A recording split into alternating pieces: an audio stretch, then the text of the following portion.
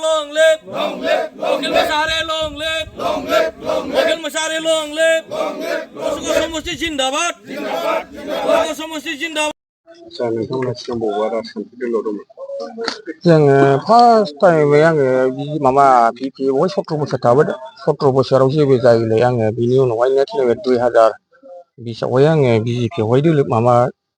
बुथ प्रेसिडेन्टआव थाबोदों आरो बुथ प्रेसिडेन्टनि उनावहाय आङो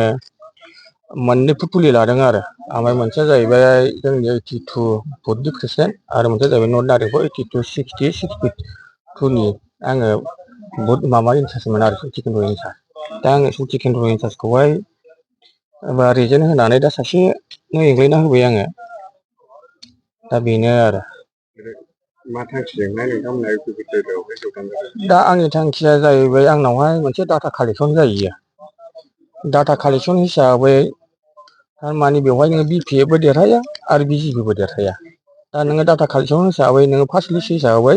थारमाने इउपिपिएलआनो देरहानायाव दङ आरो डाटा कालेक्सन हिसाबै दा आङो कुसुगाव समस्तियावहाय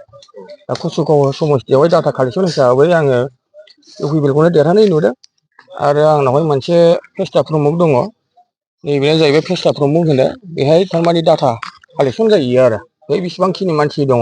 बेफोरनि दङ आरो बे अंक हिसाबै दा कुसुगाव समस्तियाव इउपिपिएलआ देरहानाय जोब आरो बेखौ नुनानै आङो दा बिजेपि दोलोखौहाय एंगारनानै आङो इउपिपिएल पार्टियावहाय जयेन जानाय जादों आरो इउपिपिएल राजखान्थि दोलो हिसाबै कुसुगाव माबायदि थासारियाव दं इउपिपिएल राजखान्थि दोलो हिसाबै कुसुगाव हिसाबै जोंहा जथेस्थ' देरहानायनि हिसाब निकास जाबाय जेराव जोंहा फेज 1 आरो फेज 2 नि जे मोनसे हिसाब दंमोन बेयाव 21,000निफ्रायबो बांसिन भट मोननानै जोङो दंगासिनो दङ आरो 21,000 भटखौ लानानै जोङो फेमिलि हिसाबै नायोब्ला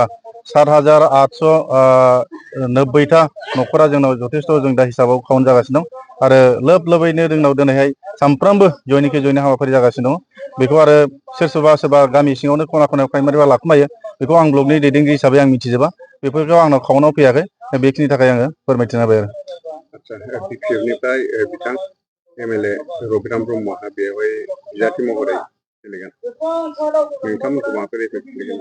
नंगौ बिपिएफ दोलोनि दाखालि बावैसो सिगां जे 22टा केन्डिडेटखौ फोसावबाय बेयाव कुसुगाव समस्ति हिसाबै रबिराम नार्जारि बे सारखौनो बिजाथि हिसाबै हरदों खिन्थु बेनि थांनाय 2020 मायथाइनि तुलनायाव नायोब्ला जे बारग' शिब हाग्रामा महिलारि बिथांनिखौनो जोङो फेजेननानै बेखौ बिदाय हरदों 500टा भटआव खिन्थु दा लोब लोब आरो जोंनावसो फैगासिनो बिपिएफआ दिनैसिम बारायाखै साफा सानैल' थांदेरदों आरो बिथांमोननिफ्राय बांसिनानो जोंनाव जयेन जादों बे हिसाबै जोंनि कुसुगाव समस्तियावहाय रबिराम नार्जारिया देरहागोनखौ आङो बेयाव मिजिंथिनाय जायाखै बिथाङा जेनगोना दिनैसिमाव थारिखआव रोखा बेखौ आं बुंनो हायो